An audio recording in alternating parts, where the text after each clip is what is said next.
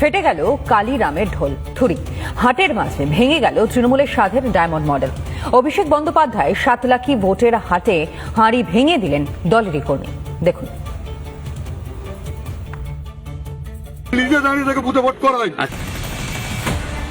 অভিষেক ব্যানার্জির 7 লাখি ভোটের রহস্য ফাঁস। লোকসভা ভোটে কিভাবে রেকর্ড গড়েছিলেন তৃণমূলের যুবরাজ তা প্রকাশ্যে জানিয়ে দিলেন ফলতার তৃণমূলের বুথ সভাপতি। ছেলেদের নিয়ে আমি যেসব ছেলে আয়সব করবে বলে মাথা মারে সেসব ছেলেগুলিকে ভোট দিতে দিইনি। আমি নিজে দাঁড়িয়ে থেকে বুথে ভোট করাই। দাঁড়ান, এখানেই থামেননি ফলতার তৃণমূল নেতা।